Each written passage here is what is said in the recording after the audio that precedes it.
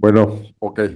Vamos a arrancar, ya esperamos que se van integrando los compañeros, llegarán con café, así que se pondrán rápidamente, entrarán en materia. El panel que vamos a tener ahora creo que responderá a muchas de las inquietudes y preguntas que se han venido planteando aquí a lo largo del día. Tenemos a tres expertos editores, periodistas de larga experiencia, gente sobre todo que trabaja con propuestas, con reporteros, que le toca hacer una especie de filtro. A veces son los malos de la película, pero las cosas buenas no saldrían tampoco si en una labor como esas, ¿no? El título de la historia es terrible, yo no sé cómo lo van a hacer, porque se llama ¿Cómo crear la propuesta perfecta?, ¿no? El pitch perfecto. Voy a presentar a dos de ellos, porque realmente, pues, Carlos Gutiérrez Bracho, dijimos que ya nos íbamos a ahorrar esa presentación, que también nos acompañe y que seguramente responderá a las respuestas a las preguntas que se generaron en su charla. Bueno, está con nosotros Manuel Lino, con estudios de biología, música y narrativa de ficción, lo cual siempre es interesante. Hay una intertextualidad, interdisciplinariedad ahí. Manuel ha sido periodista de ciencia, editor, escritor y maestro. Trabaja actualmente como periodista independiente y como editor senior en español de Global Dev, el blog de Global Development Network. Fue presidente fundador de la Red Mexicana de Periodistas de Ciencia y editor durante 12 años de la sección cultural del Economista. Jefe de información del programa en el programa de Foro TV, profesor de narrativa, periodismo y periodismo de ciencia y emprendedor con el proyecto de Los Intangibles, una revista online de periodismo de divulgación científica. Además, por si fuera poco, ganó el concurso latinoamericano de cuento Edmundo Valadez en su 31 edición. Gracias, Manuel, por estar aquí. Y bueno, tenemos una rockstar también. Gabriela Frías es periodista mexicana con mucha experiencia, con varios años de experiencia como presentadora del programa Panorama Mundial en CNN. Durante más de 13 años fue presentadora de noticias financieras, entrevistando a buena parte de los líderes mundiales. Es reconocida como líder en periodismo de negocios en América Latina y desde 2020 es responsable del programa Redacción México. A partir de 2022 se hace cargo del programa Mercado México, enfocado a startups, emprendimiento, líderes multinacionales, tendencia de la digitalización, negocios, sustentabilidad y transición energética. Con su trabajo y a lo largo de su experiencia como periodista, Gaby Frías ha brindado una perspectiva latinoamericana para las cadenas CNN Internacional y CNN Estados Unidos. Anteriormente, trabajó como reportera de negocios para Reforma y es egresada con honores de la Escuela de Periodismo Carlos Septién García. Y bueno, a Carlos ya lo conocen, ya no, en obvio de tiempo de aprovechar mejor Sí, esta charla para escuchar a nuestros invitados. Creo que vamos a comenzar y creo que le daré la palabra a Manuel Lino, que ha estado muy activo además, haciendo preguntas a todos nuestros restantes invitados. Por favor, listo. Manuel. Ok, muchas gracias, Arnoldo. Muchas gracias por la invitación. Y bueno, pues yo nada más contarles brevemente, como editor, actualmente estoy trabajando en este sitio que se llama Global Dev, de la Global Development Network. No es un sitio para periodistas, para que escriban los periodistas, sino para que escriban los académicos. Sin embargo, creo que desde el punto de vista de la academia, del periodismo de ciencia, hecho en este caso por científicos, vale la pena pues explorar qué podemos sacar de ahí. Y entonces voy a contar la historia de una maestra de física, porque pues ya estoy hablando de académicos, ¿no? Esta es una maestra de física que está en secundaria. Esta es una historia real. Eh, eh, no me acuerdo si era secundaria o prepa, pero el hecho es que llega a dar su clase y dice, llega con este entusiasmo de recién egresada de la carrera y lo que quiere es que a sus estudiantes les encante su materia, que se fascinen con ella, como ella misma. Luego dice, bueno, con que les guste, ¿no?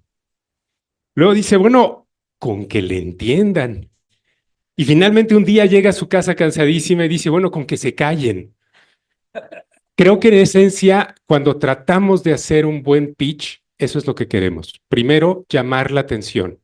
Por supuesto, ayer estuvimos en la Red Mexicana de Periodistas de Ciencia hablando también de temas climáticos en la reunión y bueno, era ante el clima extremo, periodismo extremo. No estoy muy claro a qué nos referimos con eso, pero obviamente quienes nos estamos dedicando a estos temas ante la amenaza que significa el cambio climático, lo que queremos es salvar al mundo, lo que queremos es salvar, si no al mundo entero, a una comunidad X que se está viendo en problemas debidos al cambio climático, entre otros, porque nunca van solos esos problemas, siempre son socioambientales. O bueno, si estamos en el periodismo de salud, por lo menos salvar a una persona que nos haga caso en nuestros consejos, ¿no? Pero antes de eso tenemos que jalar su atención. Entonces, pues de eso se trata, hacer un gran pitch. Sí, también coincido con Arnoldo en la dificultad de hacer el pitch perfecto. Pero bueno, tengo una pequeña formulita que puede llegar a funcionar. Como editor, cuando estaba en El Economista, yo recibía entre 50 y 150 correos diarios. Eh, entonces, no, desde luego, yo tenía un equipo de reporteros magnífico, este, que, que, que me traía las historias. Yo no estaba buscando historias desde fuera, pero me estaban proponiendo historias que cubrir para hacerlo. ¿Y qué era lo primero que yo veía? El título. Si de veras, si la primera frase no me convencía, a la basura. No tengo tiempo de ver más que la primera frase. Entonces, el primer elemento de un gran pitch tiene que ser un título y suena relativamente fácil poner un buen título, pero desde luego no lo es, ¿no? Es un título que tiene que ser, por un lado, atractivo, por un lado, contener la nota y por otro lado, no más que la nota. Como periodistas tenemos que ajustarnos a los que estamos contando y entonces no podemos volar la nota desde el título. Tenemos que atenernos a la esencia de la nota.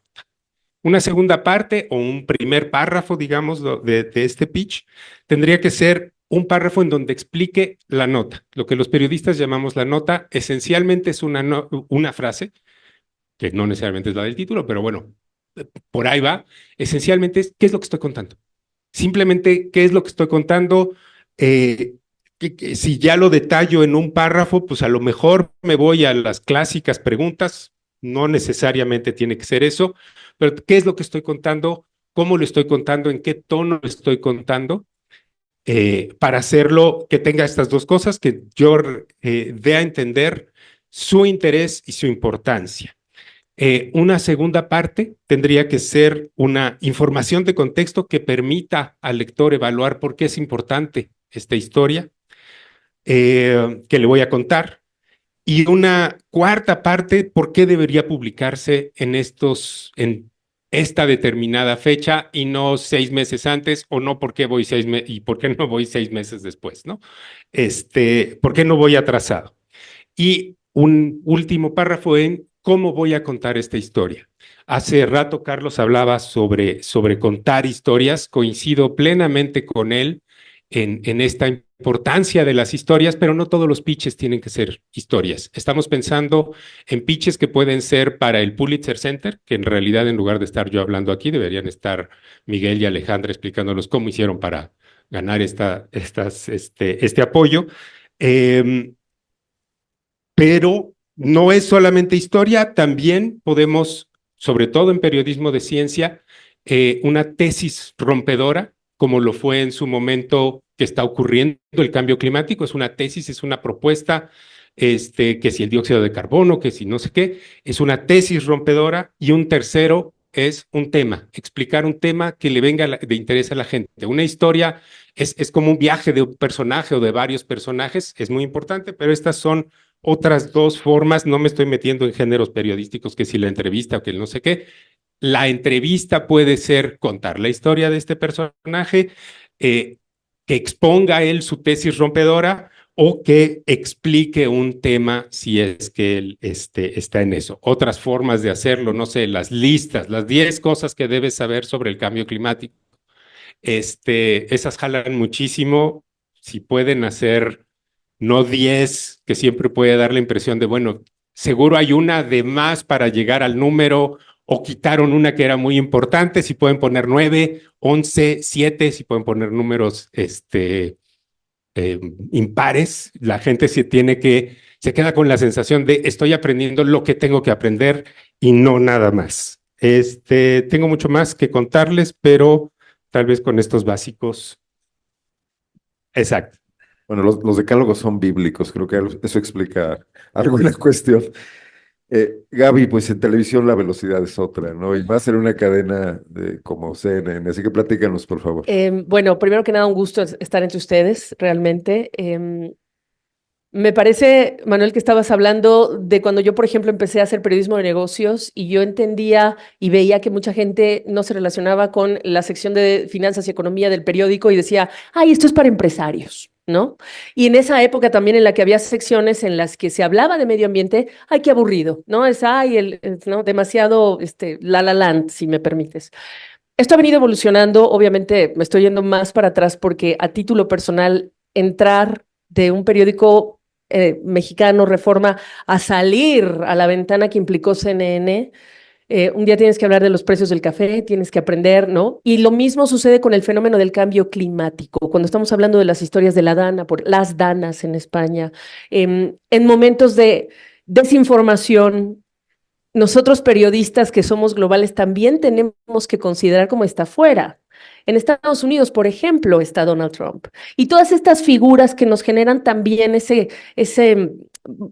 digamos, fenómeno de desinformación y el trabajo con el desafío que nos representa a los periodistas para generar historias que tengan, por supuesto, contexto, que tengan la base científica, que sean sexys en televisión. Se dice, la palabra es rápida para decirla y yo digo sexy porque si no es sexy no vende, ¿no? Y en televisión y en los medios más locales que globales, ese es un factor, bueno, importantísimo. El desafío es mayor para un periodista que tiene que jalar el tema global. ¿Cuál es el activo del periodismo que representa CNN que conecta? Yo te puedo traer historias del sur global, te puedo traer historias de México, te puedo traer historias de España, te puedo traer historias de Nairobi. También podemos traer el tema de las conversaciones que se están dando, por ejemplo, en Bakú, ¿no? Hoy día con lo de los plásticos, estamos hablando de la COP. Pero, ¿qué entregamos? Realmente, ¿qué valor, qué información, cómo estamos nosotros haciendo que la gente incline la balanza? Y ese es el desafío. Y ahí es en donde yo llego al back to basics. El back to basics que implica pedir exactamente eso. Tú hablabas de las listas. Yo a veces tengo la impresión que por estar en este momento de evolución de las redes sociales versus el periodismo, versus los influencers, versus todos estos mensajeros de la realidad y periodistas que trabajan vía Facebook y que trabajan y gracias a redes sociales pueden generar trabajo serio porque son periodistas comunitarios, locales, amenazados incluso. Eh, yo tengo la impresión de que nosotros generamos esa conexión, pero al mismo tiempo como periodistas estamos doblemente desafiados porque este es un fenómeno que está ocurriendo en todo el mundo y el Back to Basics también es cómo generamos esos valores de preocupación, de interés para quien nos ve. Y no está en Colombia y no está en México, pero está en Argentina, pero vive en Estados Unidos. ¿Y cómo genero que no me rebatan mi información? Porque hoy día tú presentas una historia sobre la Dana en Valencia y te dicen, no, es que fueron también las presas, no es que también el gobierno no informa. O sea, hay una complejidad detrás de la cual los periodistas tampoco podemos negar y tenemos que en nuestro trabajo reconocer cuando traemos estas historias complejas a las que la gente le rehúye por aburridas. Sí, porque al final eso es lo que dice el consumidor de nuestra historia, que nosotros hay que decir que somos generadores de contenidos, trabajemos donde trabajemos. Y el punto es cómo hacemos sexy entendiéndose que te digo algo que tú no sabes, que sientes empatía con quien está hoy en Acapulco y tú estás en España. A eso me refiero con sexy. Y yo creo que cada una de las historias, y Carlos y yo lo estábamos platicando hace rato, no estuve yo más temprano, no tuve el gusto de escucharte, pero sí creo que es una historia a la vez, no puede ser una fórmula para todo y las listas, decía yo, a veces creo que abusamos porque son las listas para todo, la de los autos, la de los cinco secretos para ahorrar, para las pensiones, pero en tema de cambio climático también nosotros tenemos que buscar cómo movemos a generar cultura. cultura y siendo CNN, ¿cómo yo te muevo con la historia de Colombia a generarte cultura acá?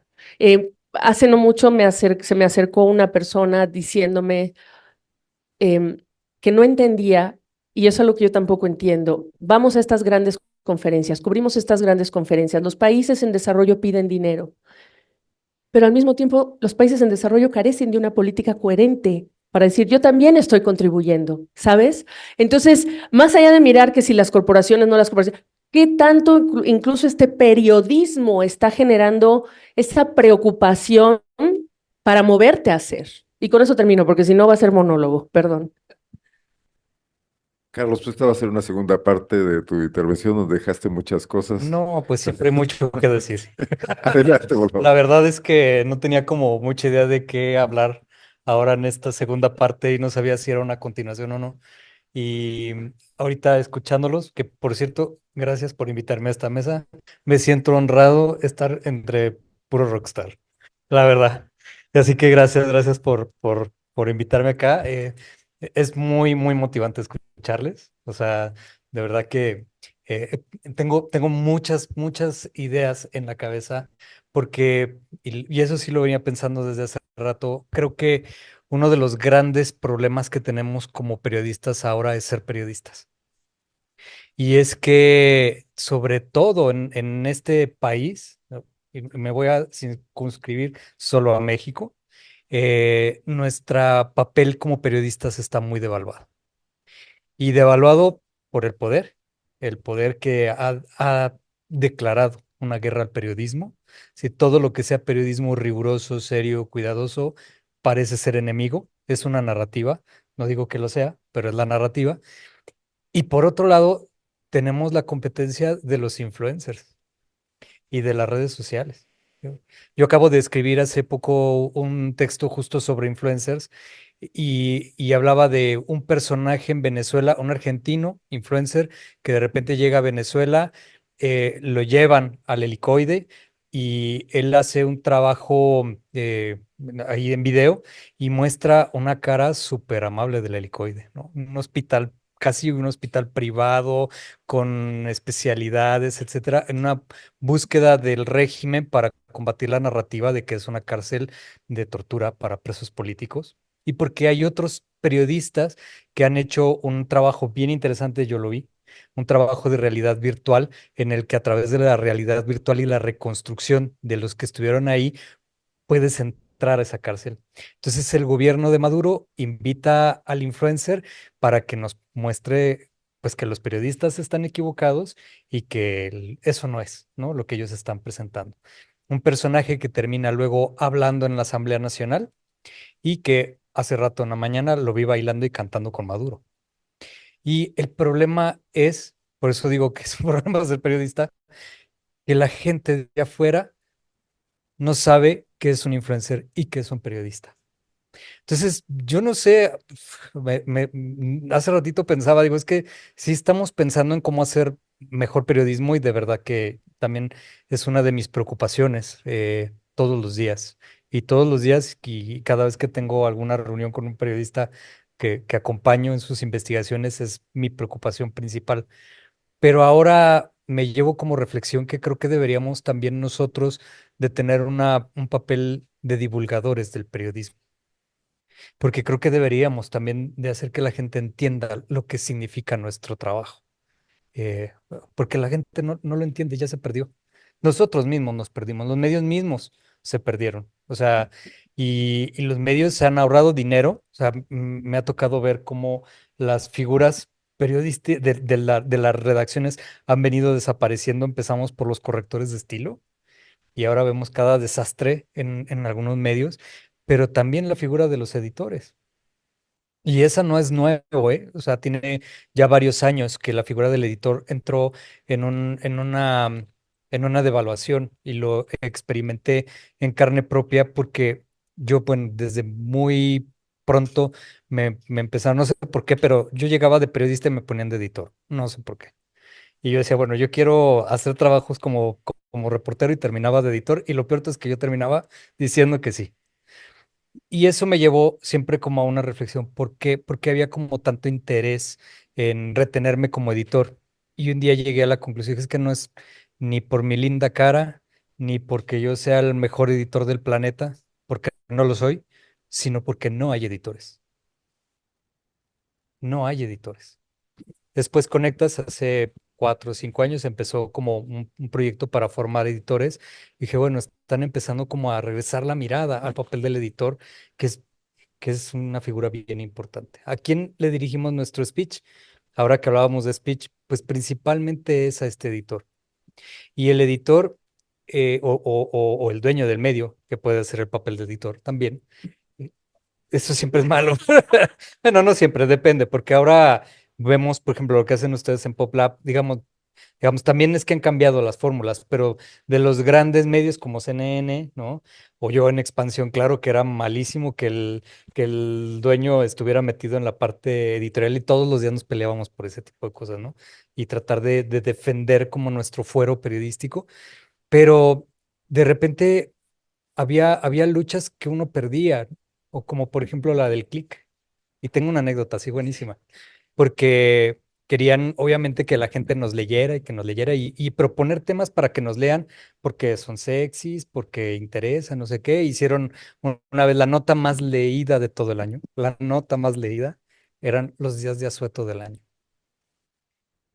Y yo decía, no podemos nosotros competir frente a eso, tenemos que hacer las cosas de manera diferente. Y creo que lo dejo ahí por tiempo, ¿no? Para que podamos Ahora la compartir. nota más leída es cuando anuncian cuándo se puede cobrar la pensión del bienestar. A ver, voy a cambiar un poco el orden. Gaby, me gustaría preguntarte sobre el tema de lo sexy. Sí. ¿Cómo, por ejemplo, evitar que nos encontremos repitiendo prejuicios de las audiencias? Porque eso funciona, ¿no? Y la otra cosa es que a muchos aquí les importa. Hay temas que tienen una trascendencia, que están ahí, que pueden ser hiperlocales, pero que afectan a una comunidad mediana, pequeña, importante. ¿Cómo volver sexy esas cosas? ¿Se puede de alguna manera? Creo que la palabra va a ser sexy, ¿verdad? En esta, para bien y para Pues, mal, ¿eh? te la Para bien y pusiste. para mal, porque sexy con el término que yo uso sexy es porque sí, a uno lo trauma que, no, no es sexy para tele. ¿Eh? Yo empecé en Reforma, o sea, entiéndanme. No, ¿ah? ¿No? Yo no quise estar en la televisión y, ay, me voy a arreglar. No, no, no, yo era reportera de calle, cubría ahí el hipódromo, estaba con Aranzazú, con mucha gente ¿no?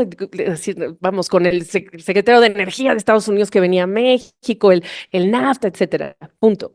Em, yo empecé a descubrir que el término sexy es lo que uno va haciendo, ¿eh? O sea, perdón, agencias de publicidad y mercadeo, discúlpeme. Ay, te mando el press release y mira, este es el qué, cómo, cuándo y dónde, ya está listo, ya te lo mastica, ahí está. Esto es lo sexy. No. Ok, en temas, bueno, investigadores de este tema, tú lees, si tú no alcanzas a terminar una historia de un investigador en cambio climático, la persona que no es experta y no está obligada tampoco. Eso significa hacerlo sexy. ¿Cómo me afecta a mí? Es el camino para hacer algo sexy en términos periodísticos, de finanzas, de negocios, sociales, de religión, de lo que sea. El camino es acercar y ponerle cara a la gente. Ricarda Llopes, la mujer que te platicaba yo, Arnoldo, vive en Pie de la Cuesta. El año pasado yo no la fui a ver cuando el huracán porque no pudimos pasar, pero este año yo la fui a ver porque ya la conozco de hace tiempo, ya se mudó de Puebla a Acapulco y se muda de Puebla a Acapulco y tiene una casa, tiene un hijo con síndrome de Down, tiene su casita hace restaurante playero, termina siendo digamos, alojamientos y recibe gente de todo el mundo, ¿eh? De todo el mundo. La fuimos a ver para marcar el aniversario del huracán, nos regresamos y cayó John, no dejó de llover. ¿Cómo estás, Ricarda? Ricarda estaba a punto de perder su casa. La historia de Ricarda, cuando la gente siente que está conectado a una realidad, aunque no sea idéntica, pero saber que pierdes todo, esa es una manera sexy. El cómo lo cuenta el reportero, con qué elementos, porque estamos hablando de televisión, la imagen, qué imagen escoges. Hay gente que cree que escoger la sangre, el drama, ponerle música, musicalizar las cosas. A ver, musicalizar es una cosa que yo detesto, pero es un hábito periodístico en algunos países, incluso en Centroamérica, y yo no puedo con eso. Es el camino para ser sexy. La gente, el protagonista, el qué elemento escoges, por supuesto, y el cuánto realmente, sin tú tirarte al drama, describes una situación. El cambio climático está movilizando y está dejando a la gente sin casa en Centroamérica. Y el periodismo en Centroamérica todavía tiene mucho desafío porque no hay recursos, porque los periódicos dependen de la publicidad, y esa es una tragedia. Y conecto por último con esto que decías de los periodistas versus los influencers. Para CNN eso es algo que yo toda mi vida voy a agradecer, que la vida me puso en el lugar correcto para tener una compañía que tiene Church and State clarísimo.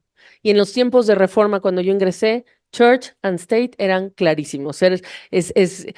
Comercial acá, editorial acá.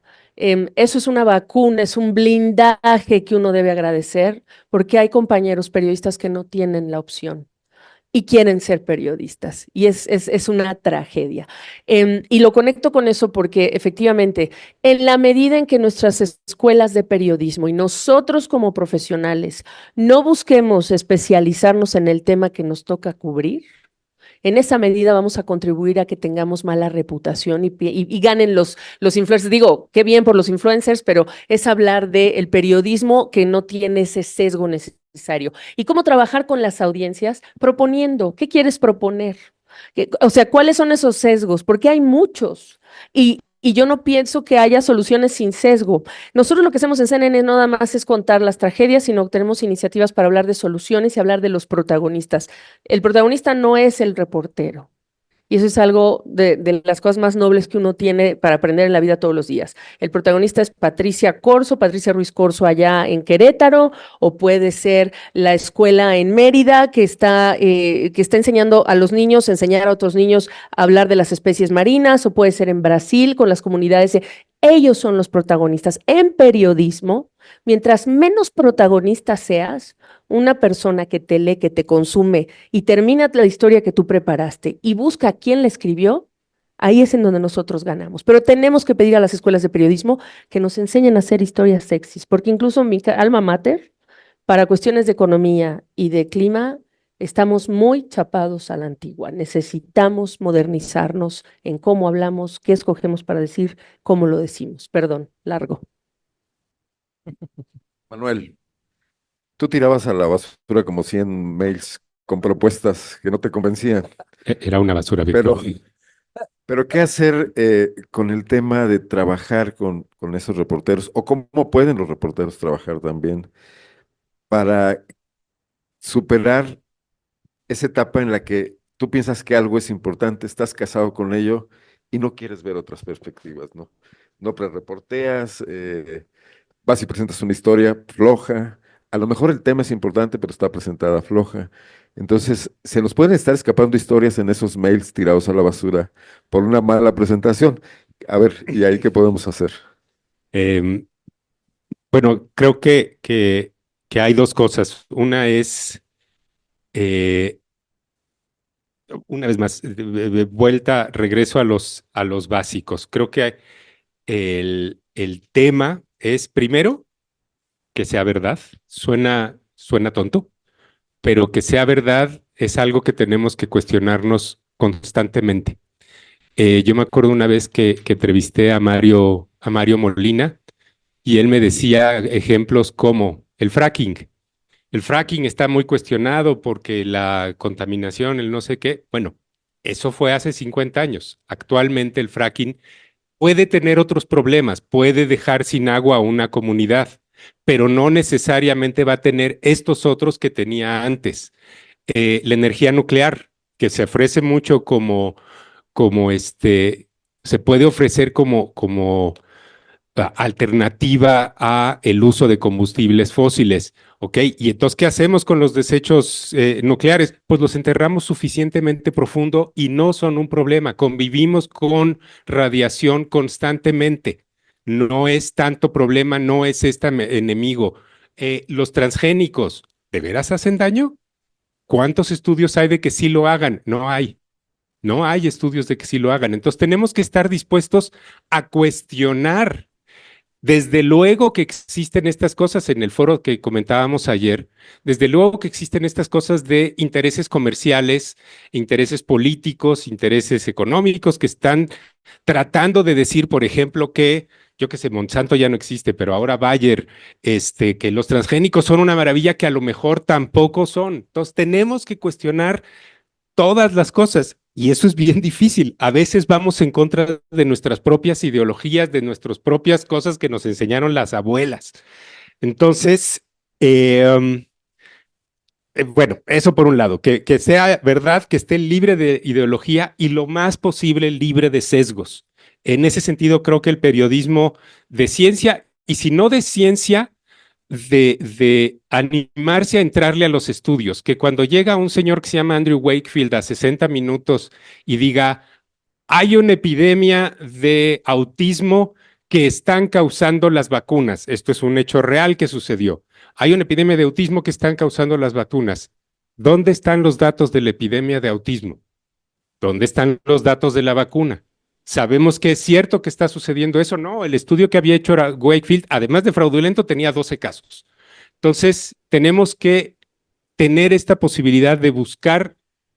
Una vez a un editor de Scientific American le preguntamos un poco tontamente si se podía ser feliz siendo periodista de ciencia y él decía, es que cómo pueden ser felices los periodistas que no se ocupan de la ciencia, porque en la ciencia tenemos una fuente de verdades comprobadas, demostradas, publicadas y sujetas a seguirse comprobando constantemente, ¿no? Entonces, bueno, que sea verdad es una. Y la otra, creo que para hacerlo atractivo, creo que lo importante es que tenga en el título, yo no lo llamo sexy, no lo llamo sexy.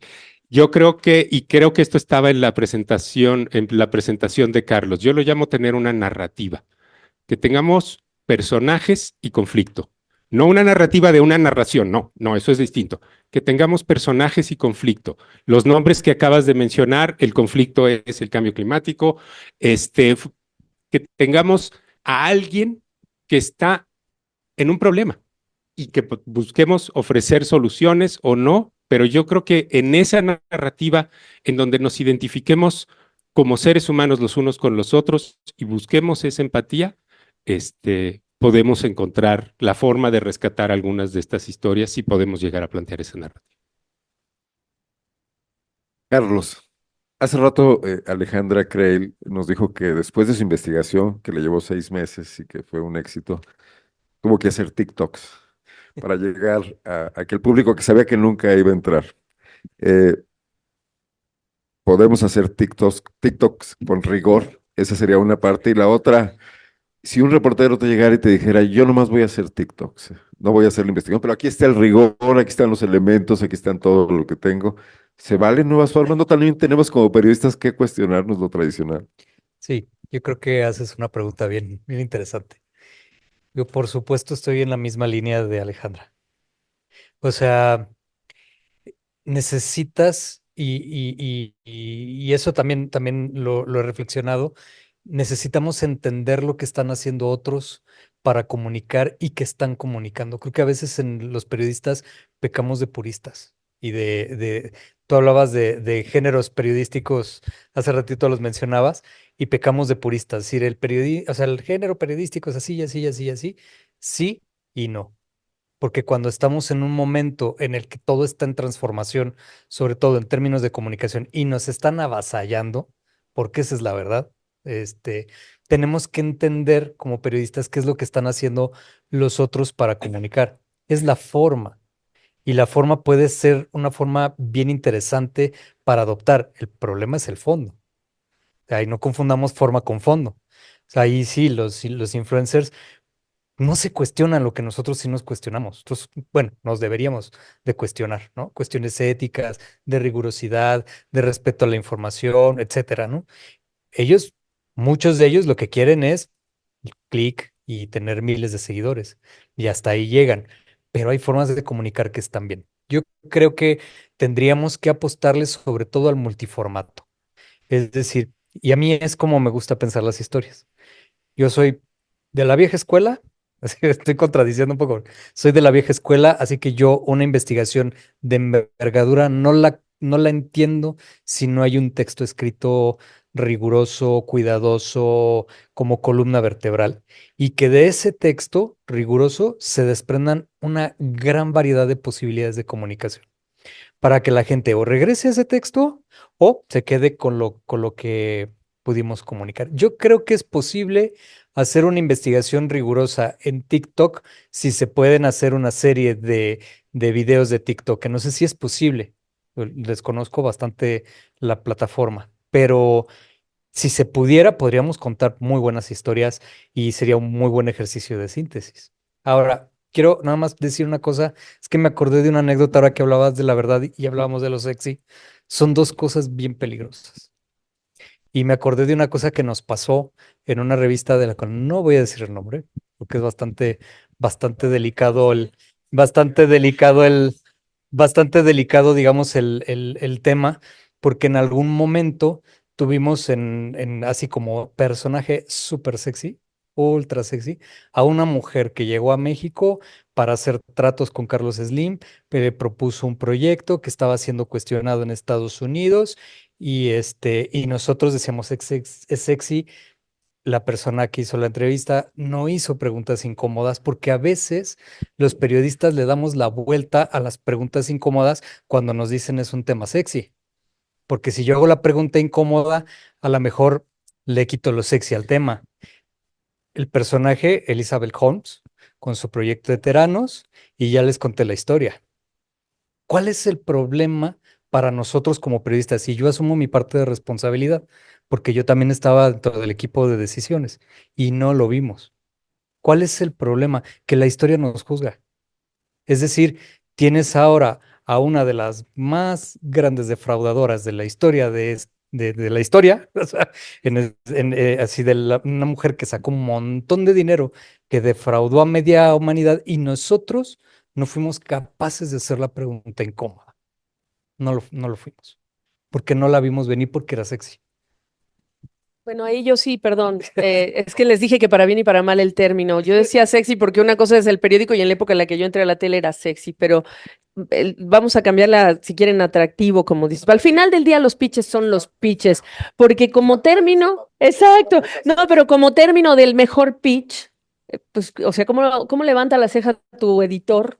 Ah, pues le tienes que decir algo que le llame la atención, ergo atractivo, ergo sexy. A eso voy. Em, pero ese es un tremendo ejemplo. Y yo sí creo que no importa cuál sea la historia, quién sea el personaje, es crítico no olvidar cuál es o sea, cuál es el periodista y cuál es el entrevistado y cuál es la historia, porque incluso los periodistas para historias como esas, llega el invitado, llega y wow, ay, tú eres la que está revolucionando, wow, qué increíble. Y se nos olvida el papel que tenemos como cuestionadores de lo que quizás son esos prejuicios que por moda, o porque es un científico muy conocido, o porque, ¿no? A veces el nombre, la circunstancia, el evento nos eclipsa un poco esta capacidad nosotros de preguntar, de investigar más, de revisar, de cotejar, ¿no? Y ese es un riesgo todos los días. La bondad del periodismo, la belleza del periodismo es que todos los días, o bueno, en función de cuando termina una investigación, el lienzo está en blanco, ¿no?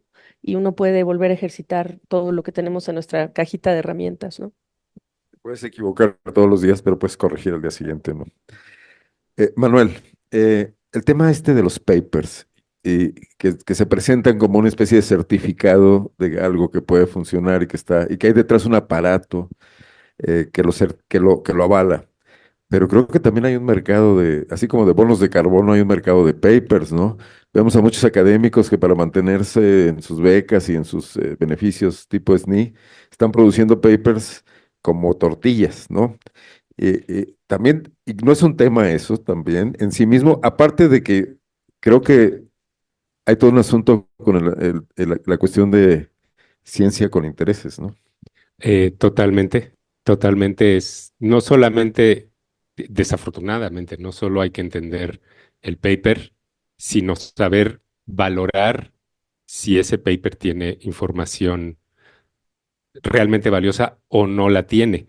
Antes de seguir adelante y además con otro ejemplo de Mario Molina, a lo mejor no se puede hacer todo un reportaje eh, o todo un reportaje con TikToks, pero el TikTok es el formato ideal para un pitch. Es un minuto, te digo qué es lo que importa y Si tratas de hacer un pitch como un TikTok, ese sí funciona, ¿no? Pero bueno, hay todo un tema de revistas que no están arbitradas. Se hizo una investigación que se publicó en Science. Un cuate generó con inteligencia artificial papers falsos en donde se inventaba nombres de compuestos químicos, cantidades de compuestos que le echaba y y las conclusiones y todo era generado como un chat GPT y falsos, lo mandó a las revistas, tuvo un 65% de aprobación y de publicación. Con nombres de autores inventados de universidades que no existían, de todo falso, se aprobó en un 65%. Entonces tienes que saber dónde está, tienes que revisar si hay conflictos de interés. Pues el que hizo ese experimento, John Buchanan, me parece que se llamaba, este, pues era un periodista y nos dio en su publicación, nos dio la forma, pues te toca a ti, ellos, los de las revistas, las revistas ganan por publicar, de alguna manera.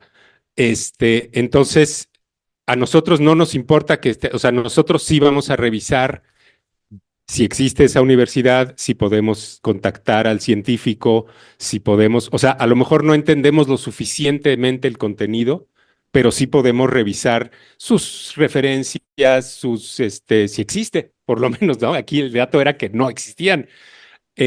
Ya fraudes más complicados, por ejemplo, el de Wakefield que comentaba ahorita, se podría haber detectado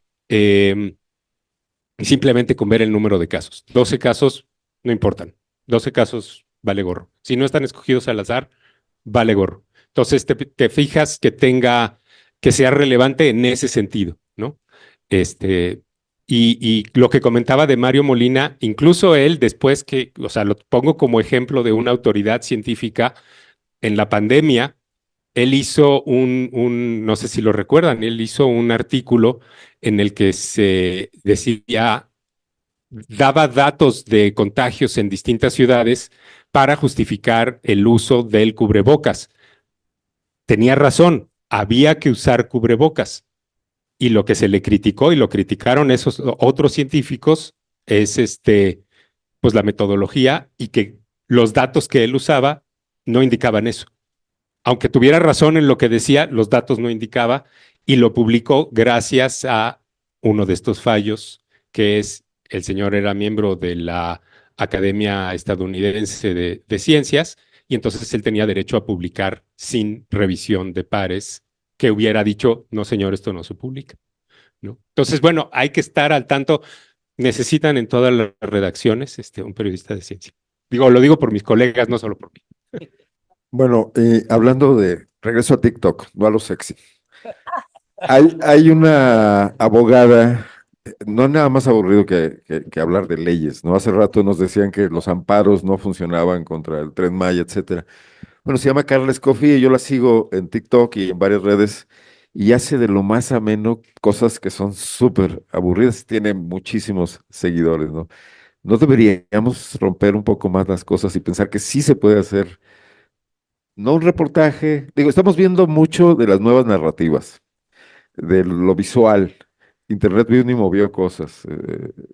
Yo creo que el trabajo del tren interoceánico, me imagino leerlo en el Universal, que sería muy aburrido, y me imagino el sitio web, el micrositio lleno de herramientas que lo hace muy atractivo, ¿no? ¿Por qué no ir más allá? En nuestra redacción a mí me regañan porque quiero que algunos chavos que hacen videos en 2 minutos te los hacen, los quiero enseñar a redactar bien y a hacer textos y me dicen, no, sí, lo que saben hacer es eso. Nada más hay que cuidar su rigor, hay que cuidar que usen herramientas, pero esto está cambiando, ¿no?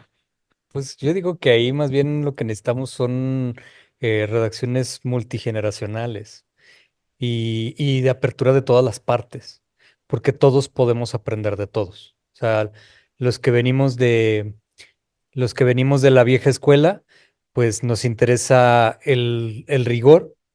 Las nuevas generaciones tienen un uso de las herramientas digitales que nosotros no tenemos, cuando menos yo no. Y pero bueno, yo requiero de ellos, pero ellos también requieren de alguna manera de mí. ¿no? Entonces, empezar a hacer y pensar más, dejar de lado el protagonismo individual y pensar más en el trabajo colaborativo. Yo veo ahora los premios que entregan cada vez más grandes los nombres y la cantidad de nombres y las cantidades de nombres. Digo, es que de verdad es cierto, cada vez participa más gente en un trabajo, ¿no? En el logro de un trabajo, que no es solo la investigación periodística, es también la forma en la que se cuenta. Entonces, yo sí soy abierto. Creo que tenemos que estar muy atentos. Había una gráfica hace rato que no puse, había que saber cuáles son las redes sociales que el público más lee y no es TikTok. O sea, la red social en México que más se utiliza es Facebook. Entonces era como el 71%, o sea, era así el rey. Y después YouTube. Entonces, sí, bueno, vamos entendiendo por dónde va leyendo la gente, va buscando sus referentes y vamos adaptando los mensajes a las diferentes redes, a los diferentes formatos, cuidando, también hay que decirlo, el trabajo de los periodistas, porque también viene la otra parte, es que ahora te piden hacer 20,000 cosas por cada nota y entonces a uno vive sobreexplotado. Entonces también tendríamos que exigir que se contrate gente especializada en cada parte, porque si no, uno no puede con todo. Adelante, Gaby, por No, favor. y lo único que quiero decir es, yo insisto, necesitamos asegurarnos que como periodistas egresados de escuelas de periodismo, de comunicación, que tengan, ayudarles, ver cómo podemos contribuir para que tengan los juguetitos, ¿no? Para que desde la práctica, desde allí empiece a ver, señores, ya no es como antes que llevas que, como cuando, sí, ahí está el rigor y el rigor periodístico. A mí me tocó clase de fotografía, me tocó clase de, ¿no? Laboratorios de, bueno, necesitamos asegurarnos que cuando salgamos vayamos bien armados desde las escuelas de comunicación, incluso antes, porque ahora ya en las preparatorias hay analistas hoy económicos, están en Twitter y se sacan su presentación o se van a TikTok y les va muy bien. ¿Cómo es posible que nosotros comunicadores no estemos armados con los juguetitos que hoy necesitamos? Ese es un desafío, pero a nivel regional, y necesitamos ver la manera en la que nuestro esfuerzo contribuye a que los demás, a pasar esa información, ese legado de cómo tienen que salir los siguientes egresados, porque les va a tocar cubrir esto quizá mucho más de lo que nos está tocando a nosotros. Esto. Voy a dejar aquí ya la ronda entre nosotros para pasar a las preguntas y respuestas, para dejar tiempo a que haya un diálogo. Espero que haya despertado inquietudes. Está claro que la propuesta perfecta no existe, por eso ya no se habló de ella, pero existe lo sexy, existe TikTok, así que de lo que quieran preguntar, por favor, 3 preguntas. Ok, por favor. El micrófono, espera, por favor. Gracias. Eh, ¿Saben de buenos ejemplos para periodismo en TikTok? Buena pregunta, no al panel indicado.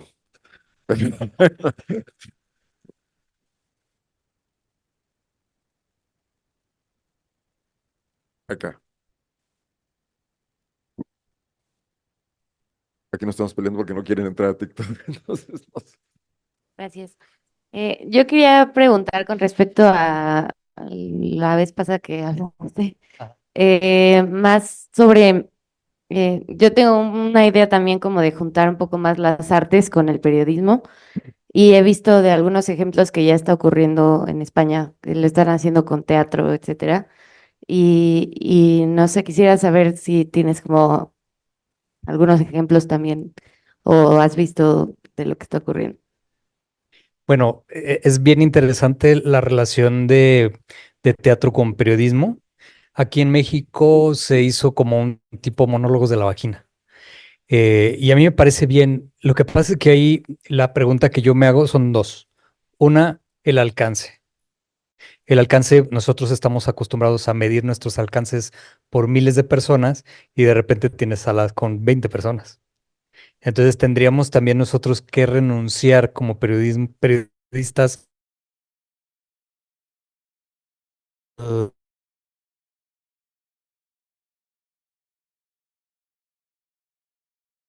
trago aliento. Sí contar historias, pero que puedan durar más tiempo. Es decir, el teatro, aunque el fenómeno teatral es efímero, pues una puesta en escena dura mucho tiempo en cartelera o idealmente.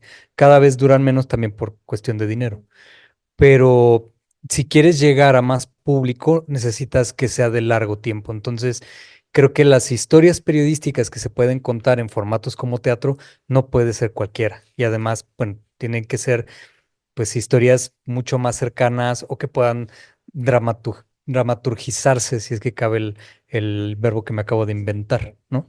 Pero hay otras formas por ejemplo, si nos estamos preguntando de TikTok, pues hay gente que está haciendo cosas de TikTok, que debe estar haciendo cosas de TikTok muy, muy buenas y nosotros tendríamos que estarlos detectando. Hay gente que hace cosas muy buenas plásticamente, pero que a lo mejor no sabe cómo hacer una infografía. Pues juntemos a un periodista, a un infografista y a un artista y potenciemos algo que puede ser no bidimensional, sino puede ser virtual. Bueno, el ejercicio que les conté del licoide era una cosa impresionante porque no solo eran los periodistas. Yo recuerdo así estar adentro de una de las celdas y estar lo que más me impresionó, no lo van a creer, pero fue el lavabo y la taza de baño, porque eran tan reales y al fondo oías gritos y yo sentía que hasta olía la carcelera. Y ahí sí, voy a aprovechar porque hay una cosa, una palabra que yo casi no uso, pero que tengo mucho en la cabeza de lo que creo que deberíamos de provocar como periodistas, más allá de solo narrativas, deberíamos de empezar a pensar en experiencias. El periodismo hable de experiencias y eso nos abre a lo que quieras. Bueno, pues muchísimas gracias, Carlos, Gaby, Manuel. Terminamos.